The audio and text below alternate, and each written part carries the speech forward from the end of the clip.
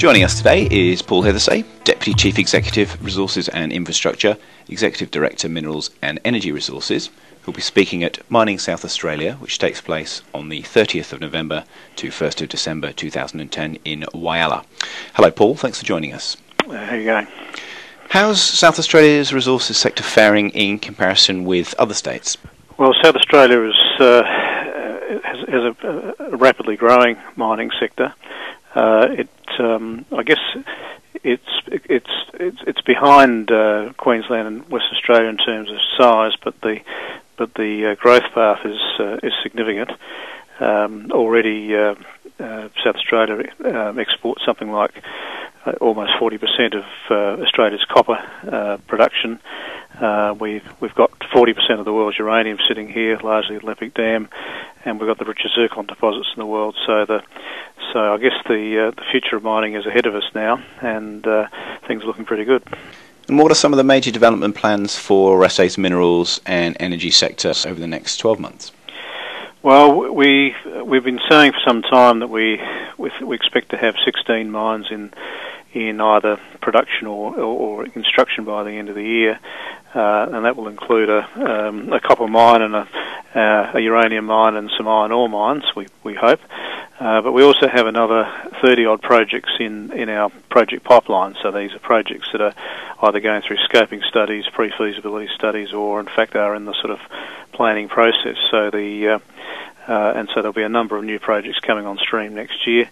Just yesterday, Oz Minerals announced the beginning of construction of their new underground mine at Prominent Hill, for example. So things are looking pretty bright for the future. And how have you been working with regional South Australia to promote resources development, and what have been some of the key success stories? Well, I think what we tend to do is work through the regional development boards in the various regions of the state, and also increasingly with the natural resource management boards, who have got a mandate for looking after the environment in the areas that they are operating in. And together with those two groups, we're planning and developing sort of forward programs of what we see the demands are going to be, to try and identify where the constraints are going to be and how do we plan for the future. So in broad terms, all of those relationships are working very well, and we intend to expand on them, particularly in the areas of community engagement, because as we get more mines and infrastructure development around these mines, you need to have the community on side with you to make sure that you're not causing any environmental damage, and also that everybody can share in the opportunity. So that's so I think in terms of overall successes, our general engagement with communities in regional areas, I think, has been a success so far. You mentioned community engagement. How important is this, along with sustainable development, in developing the regions? Well, they're both critical, and by sustainable development we mean that a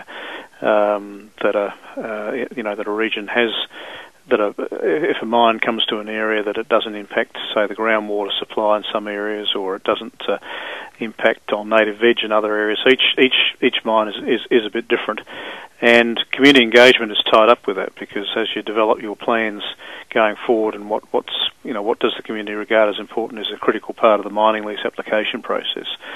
So the mining lease application mechanism we have in South Australia is one where the community has deep input into what conditions are set and what issues the company needs to address, and it's all done very transparently. So as issues are raised and solved, then the answers to the problems are put on the web, and at the end of the day, that community engagement is critical, because if we don't have it, we don't have a social license to operate, and a project could have could run into trouble in the future, and we don't want that to happen. You're speaking at IAR's Mining South Australia conference, which takes place on the 30th of November to 1st of December 2010 in Whyalla. What will be the focus of your presentation?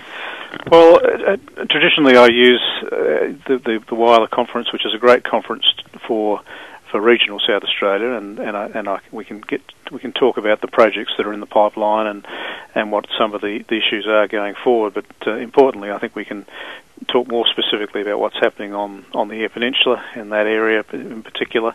There's going to be a lot of activity in iron ore, particularly in future years. So that conference is a good opportunity to talk to people, let them know what's going on, what the government's views are, and what the issues are, and join in the conversation. Paul Heithersay, many thanks for your time today. No problem at all.